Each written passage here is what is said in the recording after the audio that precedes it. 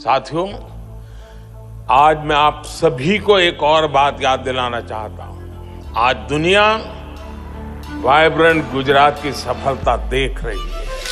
Gujarat, in the last 2 decades, has accelerated its overall economic development and has witnessed several structural changes in the course of its economic growth. पहली बात तो यह है कि जो 2002 में हुआ वो किसी को पसंद है ऐसी बात नहीं है।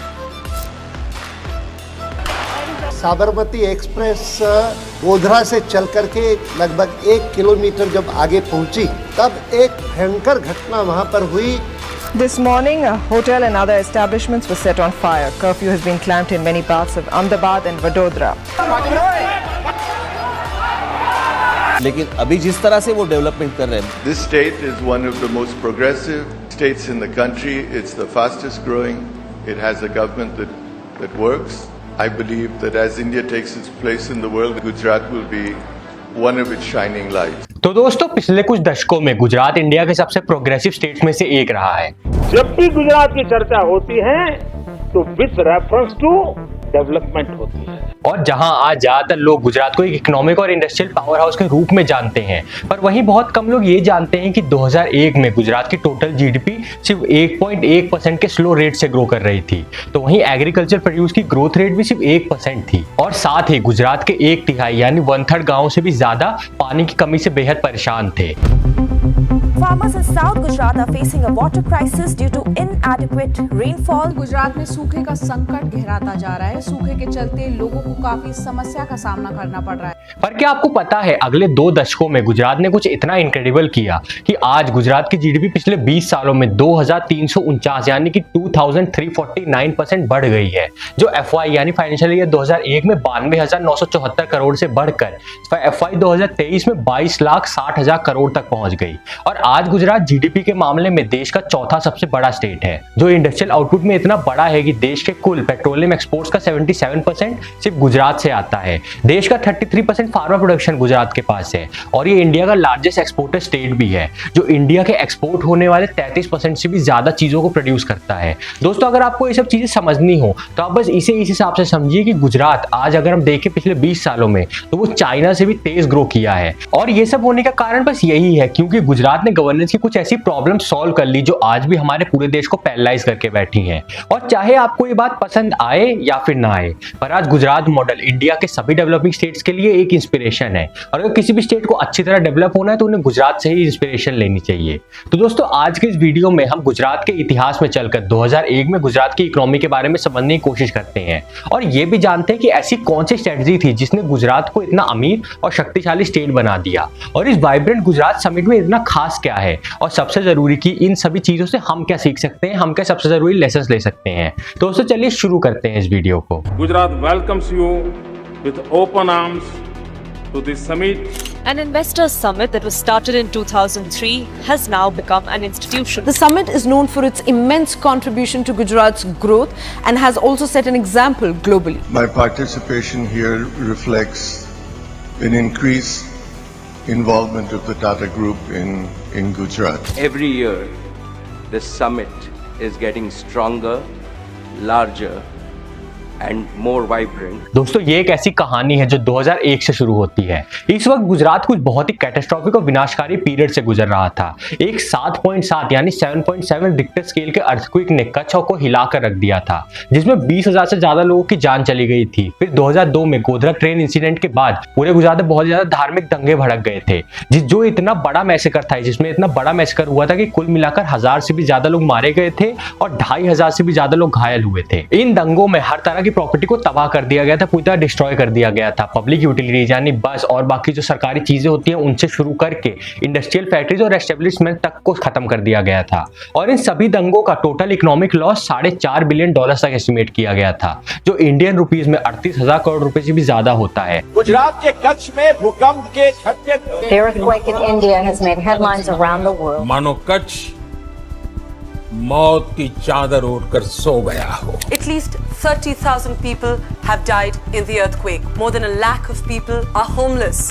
It was 2002 A train was set on fire in the city of Godhra, and India saw its worst sectarian violence in years. Like in any riot anywhere, it's the poor who have been the worst hit, the most victimized. और यही कारण था कि investors Gujarat में invest करते वक्त बहुत ही ज्यादा घबरा रहे थे। और अगर आप हिम्मत करके गुजरात की इमेज अपने दिमाग से हटा भी दे, तब भी गुजरात बिजनेस करने के हिसाब से बहुत ही मुश्किल जगह थी। और ऐसा 3 मेन कारणों की वजह से हुआ था। पहला कारण था गुजरात में इलेक्ट्रिसिटी और पावर सेक्टर की घटिया हालत। यहां तक कि साल 2000 में गुजरात का जो स्टेट इलेक्ट्रिसिटी बोर्ड था, उसकी हालत इतनी खराब थी कि जहां उन्होंने एक साल में 6280 करोड़ रुपए का रेवेन्यू जनरेट किया था, तो वहीं इसी वक्त में उन्हें 2246 करोड़ का लॉस भी झेलना पड़ा। और इन लॉसेस में से आधा यानी कि लगभग 1227 करोड़ तो सिर्फ इंटरेस्ट कॉस्ट से हो रहा था, जो कि उन्हें बैंक्स को देने पड़ रहे थे। और उसी के साथ साथ इंडिया के ज्यादातर इलाकों की तरह ही गुजरात में भी बहुत ज्यादा फ्रीक्वेंट पावर कट्स हो रहे थे। लोड शेडिंग की प्रॉब्लम की वजह से मैन्युफैक्चरिंग यूनिट को अपनी प्रोडक्शन बार बार रोकनी पड़ती थी, और जिसकी वजह से इनकी प्रोडक्शन बहुत ज्यादा इनएफिशिएंट हो रही थी और काफी ज्यादा लॉसेस भी हो रहे थे। दूसरा कारण था गुजरात की वाटर शॉर्टेज यानी पानी की कमी। भूकंप के अलावा भी गुजरात के सामने थी बड़ी चुनौतियां। प्रमुख था जल संकट। Farmers in South Gujarat are facing a water crisis due to inadequate rainfall. Long queues, scorching heat, and thousands thirsting for water. अगर आपको इसके बारे में बताऊं तो दोस्तों गुजरात के मेजर 5 रीजन्स हैं, 5 इलाके हैं जिनको हम गुजरात में बांट सकते हैं। सबसे पहला है कच्छ, फिर नॉर्थ गुजरात, सेंट्रल गुजरात, सौराष्ट्र और साउथ गुजरात। इन 5 रीजन्स में से 3 रीजन्स में पानी की एक्सट्रीम लेवल की कमी थी। ये रीजन थे कच्छ, सौराष्ट्र और नॉर्थ गुजरात। और इनकी कंडीशन इतनी ज्यादा खराब थी कि साल 1950 से 2000 के बीच 50 सालों में से 26 सालों को ड्रॉट ईयर्स यानी कि सूखे वाले साल घोषित करना पड़ा था। तो बिना पानी के एग्रीकल्चर और इंडस्ट्रियल ग्रोथ करना इम्पॉसिबल था। और ये दूसरी प्रॉब्लम थी जो गुजरात को पीछे खींच रही थी। और अगर इन सभी प्रॉब्लम्स को नजरअंदाज करके, इग्नोर करके भी एक कंपनी अगर गुजरात में अपना प्लांट सेटअप करने से सोच रही है, तो वो भी किसी सरदर्द से कम नहीं होता था। अगर आपके पास सभी सर्टिफिकेट्स और लीगल परमिशंस भी हैं, तब भी इन्वेस्टर्स को कम से कम 6 अलग अलग डिपार्टमेंट के पास से क्लियरेंस लेनी पड़ती थी, जैसे इन्वायरमेंट, रोड, वाटर और पावर। कभी कभी तो यही प्रोसेस करने में 6 महीने से 1 साल तक का समय लग जाता था। अब आप मुझे खुद ही बताओ कि अगर आप 500 करोड़ की लागत से कोई फैक्ट्री लगाना चाहते हो, तो क्या आप क्लियरेंस के लिए 1 साल का इंतजार करोगे? शायद नहीं। और सिंपली आप अपनी फैक्ट्री है उसको एक स्टेट से लेकर दूसरे स्टेट में शिफ्ट कर दोगे, जहां आपको ज्यादा जल्दी क्लियरेंस मिल जाएगी। आपका फायदा भी हो जाएगा, पर इस स्टेट का नुकसान होगा। और दोस्तों 1991 में देश की लिबरलाइजेशन होने के 10 साल बाद भी गुजरात ऐसी बचकाने हालत में था कि यहाँ ग्रोथ का कोई सिरा ही नहीं दिख रहा था, ना ही यहाँ पे ग्रोथ के कोई चांसेस थे, और यहाँ बिजनेस करना बहुत ही ज्यादा मुश्किल था। और उसके साथ बहुत सी ऐसे साइमल्टेनियस प्रॉब्लम्स जुड़ी हुई थी, जैसे रोड और इंफ्रास्ट्रक्चर कनेक्टिविटी। और ये 2001 और 2002 के कुछ मेजर चैलेंजेस थे जो गुजरात को ग्रोथ के रास्ते पर आगे नहीं बढ़ने दे रहे थे। अर्थक्वेक, दंगे से खराब हुई इमेज, पावर इंफ्रास्ट्रक्चर की खस्ता हालत, रोड्स की कमी, क्लियरेंस सिस्टम का बहुत ज्यादा स्टिफ होना, बिजनेस का सेटअप करना बहुत ही ज्यादा मुश्किल बना रहा था। तो अब सवाल उठता है कि 2001 के बाद गुजरात में ऐसा क्या हुआ जो आज गुजरात इकोनॉमिक ग्रोथ का एक नॉन स्टॉप इंजन बन गया है, जो रुकने का नाम ही नहीं ले रहा है। Gujarat in the last 2 decades has accelerated its overall economic development. It is a land whose destiny has been shaped by trade and commerce. For a state that's seen an average growth rate of 11% over the past 2 decades, Gujarat clearly knows how to do business. Gujarat has been a pioneer state. Gujarat stands out different and perhaps better than anywhere else in the country. तो दरअसल यहाँ CM Modi ने कुछ ऐसा introduce किया जिसका नाम था वाइब्रेंट गुजरात समिट। दोस्तों मैं आप पीएम मोदी नहीं सीएम मोदी की बात कर रहा हूँ, जिन्हें 2001 में गुजरात का सीएम बनाया गया था। और वाइब्रेंट गुजरात समिट एक ऐसी समिट थी जो बिजनेसमैन और इन्वेस्टर्स को गुजरात में इन्वेस्ट करने के लिए मोटिवेट और कन्विंस करने के लिए शुरू की गई थी। और 2003 से ये समिट हर दूसरे साल लगातार आ रही थी, लगातार हो रही थी। और हर बढ़ती समिट के साथ गुजरात में होने वाली इन्वेस्टमेंट का अमाउंट और नंबर धीरे धीरे क्रेजी और माइंड ब्लोइंग टेरिटरी में जाने लगा था। अगर आप इस चार्ट को देखो तो 2003 में 66,000 करोड़ के इन्वेस्टमेंट्स के प्रपोजल लगभग साइन किए गए थे। तो यही नंबर 2005 में डबल होकर लगभग 1,06,000 करोड़ तक पहुंच गया, जो 2007 में 4 गुना होकर 4,65,000 करोड़ तक पहुंच गया। और 2009 में यही नंबर 3 गुना होकर 12,34,000 करोड़ तक पहुंच गया था। और ये इन्वेस्टमेंट दोनों फॉरेन और इंडियन कंपनीज से आ रही थी। फॉर एग्जाम्पल 2003 में रिलायंस ने हजीरा में एक पेट्रोकेमिकल प्लांट सेटअप करने के लिए 10,606 करोड़ रुपए इन्वेस्ट किए थे। 2007 में आदित्य बिरला ग्रुप ने अपने फाइनेंशियल सर्विसेज प्रोजेक्ट के लिए 3000 करोड़ से भी ज्यादा इन्वेस्ट किए थे गुजरात में। और 2009 में टाटा मोटर्स ने अपनी आइकॉनिक नैनो फैक्ट्री सेटअप करने के लिए 5050 करोड़ रुपए इन्वेस्ट किए थे। तो यहाँ सवाल ये उठता है कि क्या सिर्फ इन्वेस्टर्स और एमएनसीज को इन्वाइट करने से, उन्हें अपने पास बुलाने से आगे इन्वेस्टमेंट आपके आसमान छू रही है? दोस्तों इसका बहुत ही सिंपल जवाब है और वो है बिल्कुल भी नहीं। दरअसल हर बढ़ते 2 साल के साथ गुजरात ने कुछ ऐसे बहुत ही सॉलिड फाउंडेशंस बनाई जिसने गुजरात को इन्वेस्ट करने के लिए सबसे अच्छी और बेस्ट डेस्टिनेशन बना दिया था। और इन सभी डेवलपमेंट्स को 4 मेजर कैटेगरीज में समराइज किया जा सकता है। और सबसे पहले जो उन्होंने किया वो था कुछ ऐसा बनाना जिसका नाम था सिंगल विंडो क्लियरेंस सिस्टम। और ये एक आइकॉनिक एग्जांपल है कि एक क्लासिक कैपिटलिस्टिक गवर्नमेंट को कैसे फंक्शन करना चाहिए, कैसे काम करना चाहिए।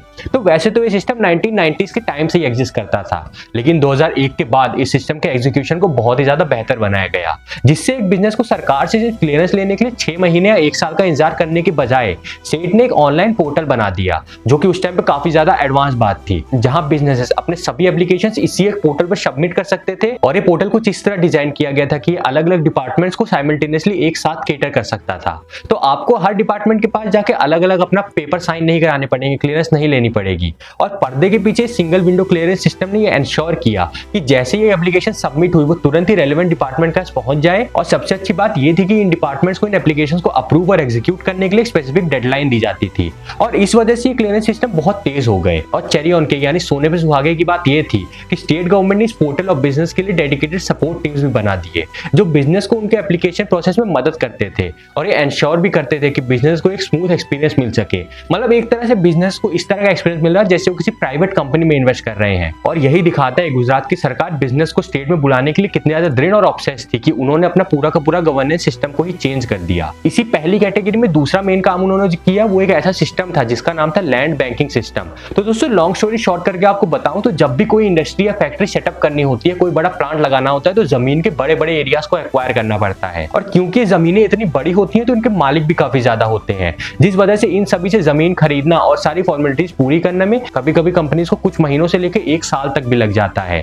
पर इसी लैंड बैंकिंग सिस्टम में गुजरात की सरकार एक बहुत ही सिंपल पर बहुत ही जीनियस स्ट्रेटजी लेकर आई, जिसमें सरकार बिना किसी फैक्ट्री के लगने के बजाय भी लैंड को पहले से एक्वायर करके रखती है। यानी कि अगर आपको जमीन की जरूरत भी नहीं है किसी फैक्ट्री को, वो तब भी जमीन पहले से खरीद के रख लेंगे और उसे पहले से रेडी रखेंगे कि तब जब भी कोई बड़ा प्लांट या फैक्ट्री लगाने की डिमांड आए, कोई बड़ी कंपनी आके कहे कि हमें ये लगाना है, तो ये जमीन तुरंत ही उन्हें इन्वेस्टिंग कंपनी को ऑफर कर दी जाती है, जिसकी वजह से वेट टाइम बहुत ज्यादा कम हो जाते हैं। और दोस्तों एक सर्टेन पॉइंट के बाद लैंड प्रोसेसिंग का ये सिस्टम इतना ज्यादा तेज हो गया कि जब रतन टाटा अपने मैन्युफैक्चरिंग प्लांट को वेस्ट बंगाल से मूव करना चाहते थे तो उनके पास बहुत से अलग अलग स्टेट्स, बिहार, यूपी, महाराष्ट्र, हर स्टेट से ऑफर आए। पर उन्होंने गुजरात को सिर्फ इसीलिए चुना क्योंकि गुजरात उन्हें किसी भी और स्टेट से ज्यादा जल्दी और तेज लैंड प्रोवाइड करा सकता था। और क्या आपको पता है कि टाटा नैनो की जो प्लांट की डील थी उसी 15 दिनों के अंदर ही साइन कर ली गई थी, जो कि सरकार के हिसाब से काफी तेज है। और फैक्ट्री सेटअप हुई जिसमें 6600 से भी ज्यादा लोगों को एम्प्लॉयमेंट थी और आने वाले समय में गुजरात में और भी ज्यादा ऑटो मैन्युफैक्चरिंग क्लस्टर्स बनने में मदद की। और इनफैक्ट कुछ रिसेंट प्रोजेक्ट जैसे कि 22,000 करोड़ का टाटा एयरबस मैन्युफैक्चरिंग प्रोजेक्ट भी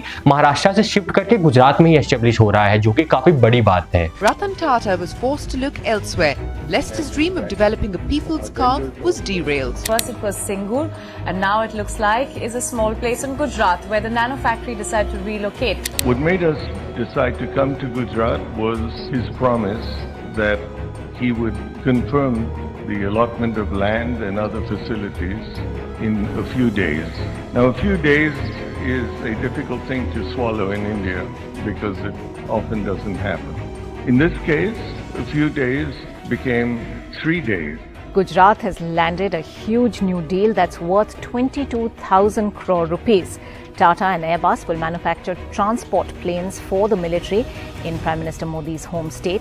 और ठीक इसी तरह गुजरात की सरकार ने इन्वेस्टर्स के 2 मेजर प्रॉब्लम्स और पेन पॉइंट्स को सॉल्व कर दिया, जो थे लैंड एक्विजिशन और क्लियरेंस डिलेज। दूसरी चीज जो सरकार ने की वो थी वाटर प्रॉब्लम को फिक्स करना। जैसे कि हमने पहले ही देखा था कि साल 2000 में गुजरात में एक सीवियर और क्रिटिकल वाटर क्राइसिस चल रही थी। तो सवाल ये उठता है कि गुजरात की सरकार ने इतने बड़े स्टेट की इतनी बड़ी वाटर प्रॉब्लम को सॉल्व कैसे किया और वो इतनी जल्दी कैसे किया। दोस्तों दरअसल जब आप गुजरात की ज्योग्राफी देखेंगे तो आपको पता चलेगा कि गुजरात के पास सिर्फ एक ही बड़ी नदी है जो है नर्मदा, और जो कि गुजरात के सदर्न इलाकों से बहती है, यानी कि सूरत के आसपास से बहती है। तो वहीं सौराष्ट्र, कच्छ और नॉर्थन गुजरात के पास कोई भी मेजर नदी या फिर कोई भी बड़ी लेक ना होने की वजह से वहां पे बहुत ज्यादा एक्सट्रीम वाटर प्रॉब्लम्स थी। तो क्या आपको पता है सरकार ने क्या किया? उन्होंने नहर यानी कनाल का कंस्ट्रक्शन शुरू किया जो पानी को नर्मदा से लेकर इन सूखे इलाकों तक लेकर जाएगा। इस चीज में 3 मेजर प्रोजेक्ट शामिल थे। पहला था नर्मदा मेन कनाल, जो अपने वक्त पर दुनिया की सबसे लंबी लाइन इरिगेशन कनाल थी, जिसकी लंबाई 458 किलोमीटर की है, और इसी नहर की वजह से नर्मदा का पानी कच्छ के कुछ सबसे वीरान इलाकों तक भी पहुंचता है।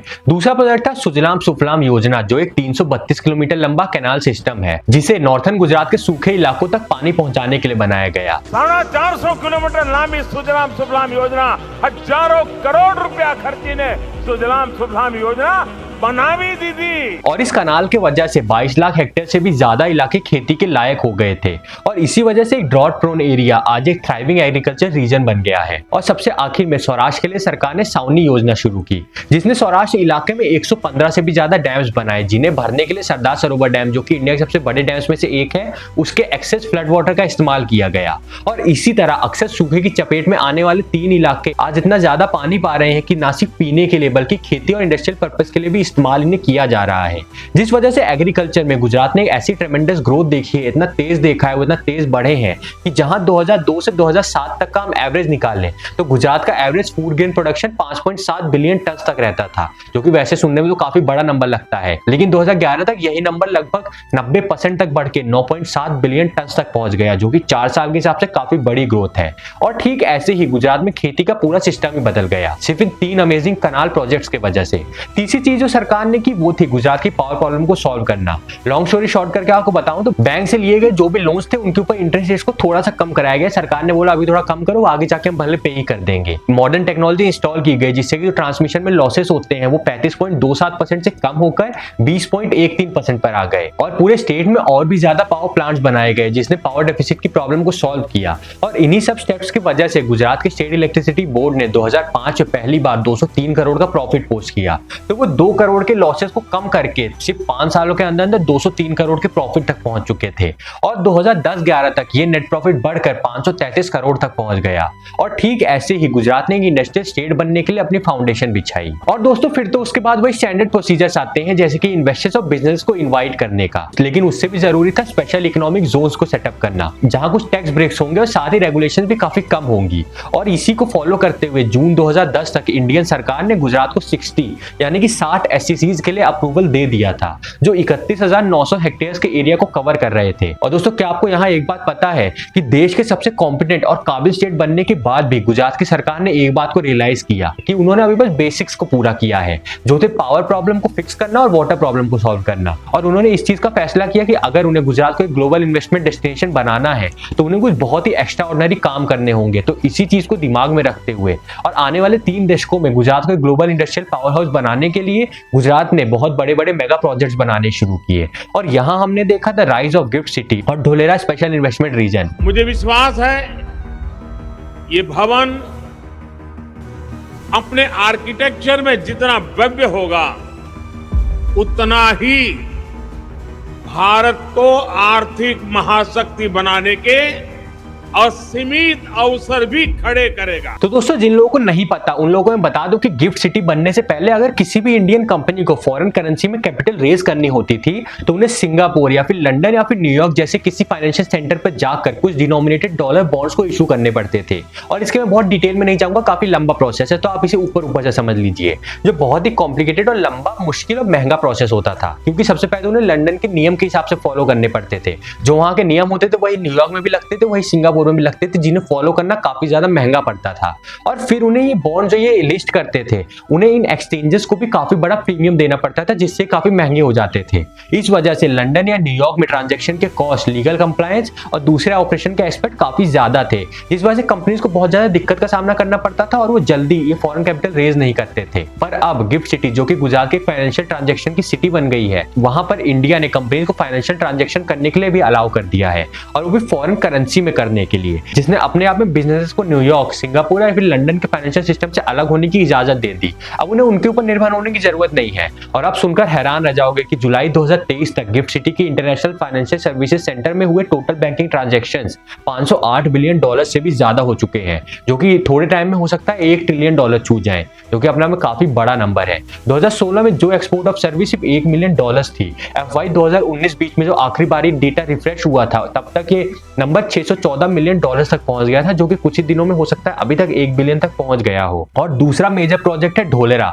जो आने वाले कुछ सालों में ग्लोबल मैन्युफैक्चरिंग और ट्रेडिंग हब बनकर उभरेगा, जो एक स्मार्ट सिटी है जिसमें अपना खुद का एक डेडिकेटेड एयरपोर्ट होगा, पोर्ट्स होंगे और रेलवेज भी होंगी, एक सिंगल क्लियरेंस सिस्टम होगा और मोस्ट इंपॉर्टेंटली इसके अंदर उस state of the art infrastructure भी होगा, जो इसे इंडस्ट्रीज के लिए बहुत ज्यादा परफेक्ट बनाएगा और जिससे फॉरेन इंडस्ट्रीज आके यहाँ पे इन्वेस्ट कर पाएंगी। और दोस्तों ठीक ऐसे ही पावर और वाटर प्रॉब्लम को सॉल्व करने से शुरू करके सिंगल क्लियरेंस सिस्टम बनाना, लैंड एक्विजिशन आसान करने से लेकर मेगा प्रोजेक्ट्स को बनाने की वजह से जहां गुजरात 20 साल पहले देश के सबसे गरीब और कमजोर स्टेट्स के लिस्ट में आता था, वहां से आज वो आगे बढ़ इंडिया के सबसे प्रॉस्परस और ताकतवर स्टेट्स में से एक हो गया है। और आज दोस्तों गुजरात की डोमिनेंस इतनी ज्यादा है कि वो कुछ टाइम में हो सकता है महाराष्ट्र की डोमिनेंस को भी टक्कर दे सकता है, जो अपने आप में दिखाता है कि स्टेट की पॉपुलेशन या फिर स्टेट का साइज डिपेंड नहीं करता कि वो कितना बड़ा स्टेट बनेगा या कितना अमीर स्टेट बनेगा, बल्कि वो इस चीज पे डिपेंड करता है कि एक सरकार उस स्टेट को किस तरह इस्तेमाल करती है। और दोस्तों यही हमें दिखाती है कि अगर हर स्टेट गुजरात की तरह एफिशिएंसी से काम करे तो आज इंडिया 10 ट्रिलियन की इकोनॉमी बन चुका होता।